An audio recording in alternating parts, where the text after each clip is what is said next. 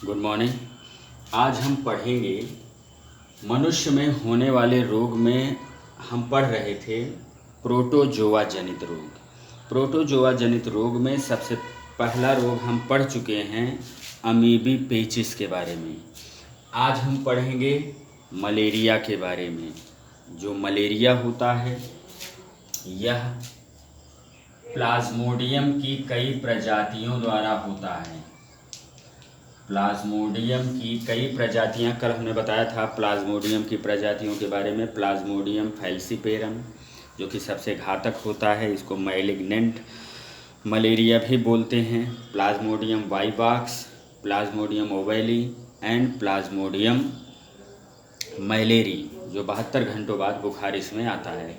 ये इन 4 प्रजातियों द्वारा मलेरिया रोग होता है। जो प्लाज्मोडियम होता है वो डाइजेनेटिक होता है, द्विपोषदीय होता है। द्विपोषदीय का मतलब हुआ जब कोई एक जीव अपने पूरा जीवन चक्र 2 जीवों के शरीर के अंदर रह कर के पूरा करे तो उसे द्विपोषदीय जीव कहते हैं, यानी 2 पोषदों में 2 होस्ट में वो रहता है। मनुष्य इसका प्राथमिक पोषद होता है तथा जो मच्छर होता है यह इसका द्वितीयक पोषद होता है। मच्छर में अलैंगिक जनन होता है और जबकि मनुष्य में लैंगिक जनन की प्रक्रिया होती है।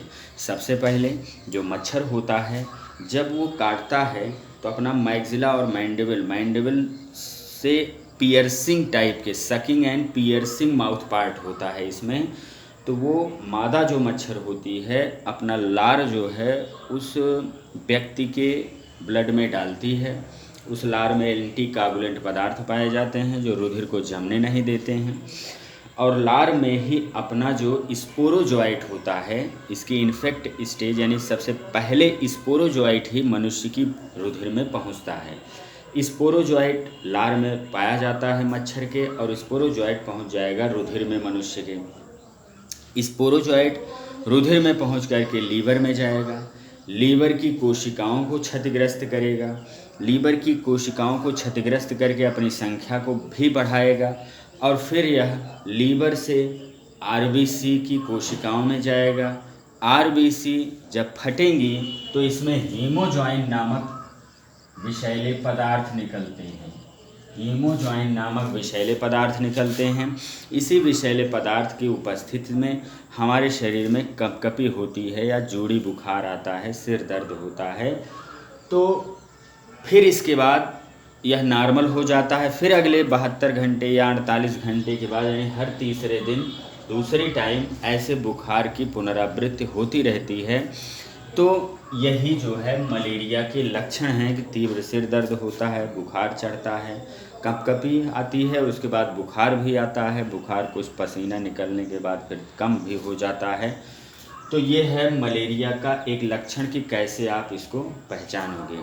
उपचार क्या करना चाहिए, चूँकि यह रोग मच्छरों से फैलता है, मादा एनाफिलीज से, तो आसपास जो है गड्ढों में पानी नहीं भरे होने चाहिए, उसको जो है मिट्टी का तेल इत्यादि छिड़क करके नष्ट कर देना चाहिए। डीडीटी का छिड़काव करके मच्छरों को नष्ट कर देना चाहिए।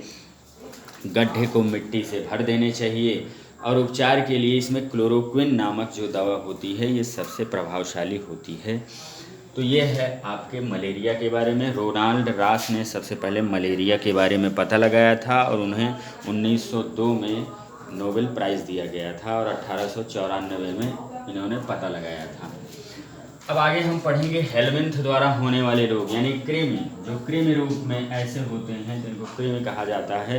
तो हेलमिंथ द्वारा होने वाले रोग में सबसे पहला रोग है एस्कैरियासिस, दूसरा रोग है फाइलेरियासिस। जो एस्कैरियासिस होता है, एस्कैरिस आप देखे होंगे एस्केहेलमिंथीस संघ के जंतु में कि दोनों तरफ पॉइंटेड होता है। एस्कैरिस नुकीला होता है, छोटे से लेकर के लगभग 12 सेंटीमीटर तक बड़ा ये हो सकता है। फीमेल जो होता है वो प्रायः बड़ा होता है, और जो मेल एस्कैरिस होता है ये प्रायः छोटा होता है। एस्कैरिस एक बार में एक प्रतिदिन लगभग 2 लाख अंडे देता है। पूरे जीवन काल में लगभग 2 करोड़ 70 लाख अंडे ये दे सकता है। अपने एक एस्कैरिस पूरे जीवन काल में। और एक मनुष्य की आंत का ये परजीवी होता है, यानी मनुष्य की आंत में रहता है। आंत में पचे पचाए भोजन और दीवार को क्षतिग्रस्त करता रहता है, वहीं से भोजन को अवशोषित करता रहता है। एक स्वस्थ व्यक्ति के आहार नाल में 500 से 1000 या 2000 तक एस्कैरिस जो है 2000 या 5000 तक एस्कैरिस हो सकते हैं, यानी 500 से 5000 एस्कैरिस पाए जा सकते हैं। ये भी जो है कई जगह भ्रमण करता है, इन्फेक्ट करता है, आंत की दीवारों से प्रवेश करके सीधे लीवर में जाता है, लीवर से जो है फिर यह हृदय में जाता है, हृदय से फेफड़े में जाता है, फिर फेफड़े से घूम करके पुनः आंत में रहता है। तो ये आंत का परजीवी होता है। अगर इसकी संख्या बहुत ज़्यादा हो जाती है तो पेट में मरोड़ टाइप में होता है या ऐंठन होता है, और उसके बाद पेट में बेचैनी होती है, अपच होता है, अतिसार और हल्का बुखार आदि इनके लक्षण हैं कि हमें एस्कैरियासिस हुआ है कि नहीं हुआ है। उपचार क्या करनी चाहिए? चूँकि जब ये अंडे देता है तो अंडे में जो है इसके लार्वा होते हैं, तभी विकसित नहीं होते हैं, मनुष्य के मल के साथ ये अंडे बाहर निकल जाते हैं। और इधर चूँकि कई करोड़ अंडे देता है तो मल में बहुत सारे कई करोड़ अरबों की संख्या में इसके अंडे पाए जाएंगे। तो वो मल जब बिखर जाएगा, छितर जाएगा, तो इधर उधर जो साग सब्जियां हैं, फल हैं, उन पर जा कर के इनके जो अंडे हैं वो संचित हो जाते हैं, इकट्ठा हो जाते हैं।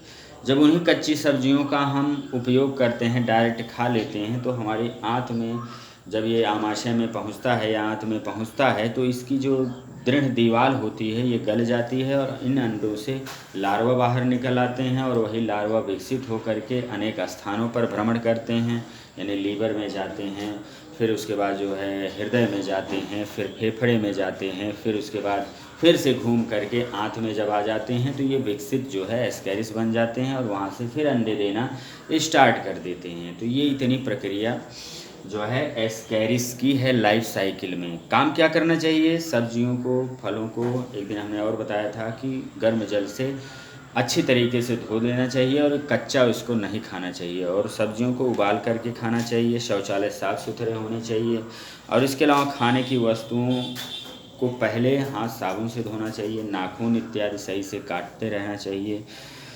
तो ये सब जो है, और दवा इसमें दी गई है डिकैरिस और एंटीपार। डिकैरिस और एंटीपार नामक दवाएं होती हैं। अगला है फाइलेरियासिस रोग, जो वाउचेरेरिया बैंक्राफ्टाई द्वारा होता है, यानी कृमि द्वारा होता है, और यह लसिका वाहिनियों या लसिका गांठों में पाया जाता है। लसिका वाहिनियाँ जो होती हैं और जो लसिका गांठें होती हैं शरीर में, उनमें ये जो है पाया जाता है। कौन? वाउचेरिया बैंक्राफ्टाई। क्यूलेक्स मच्छर के काटने से फैलता है। इसका जो होस्ट होता है क्यूलेक्स मच्छर और मनुष्य होता है। तो क्यूलेक्स मच्छर अगर काटेगा तो वहाँ से वाउचेरिया बैंक्राफ्टाई का जो इन्फेक्टिव स्टेज है वो पहुँच जाएगा।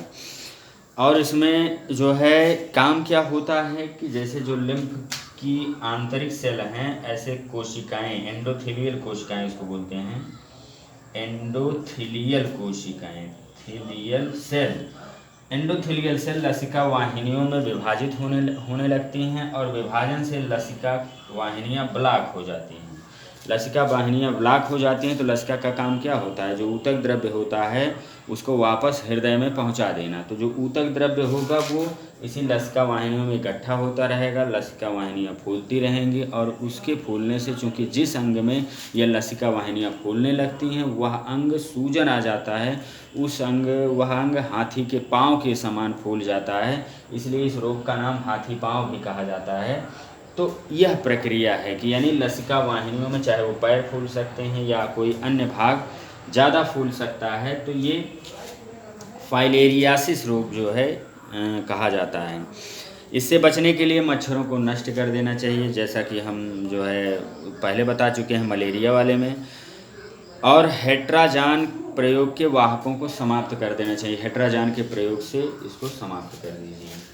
नेक्स्ट है कवकों द्वारा उत्पन्न होने वाले रोग। दाद, आप जानते हैं दाद ट्राइकोफाइटान और माइक्रोस्पोरम नामक कवक से होता है, और इसमें त्वचा, नाखून, पैरों की अंगुलियां पर सूखे चकत्ते पड़ जाते हैं, खुजली होती है, और बरसात के मौसम में यह अधिक होता है क्योंकि इसके बीजाणु हवा में, मिट्टी में पाए जाते हैं। और यह जो है रिंगवर्म उंगलियों, पेट और जो है जांघों या जहाँ पर मॉइस्चर ज़्यादा होता है, पसीना ज़्यादा होता है, उन स्थानों पर ये खुजली उत्पन्न करता है। और तमाम जो है डर्म करके दवाएं आती हैं, फोरडर्म हो गया और तमाम जो है दवाएं आती हैं जिसको लगाने से ये दाद रोग ठीक हो जाता है। तो ये इतना आपका रोग था। अब कल से ये जो बैक्टीरिया अटैक करते हैं हमारी बॉडी पर, तो हमारा शरीर कैसे बचाव करता है इसके बारे में हम पढ़ेंगे।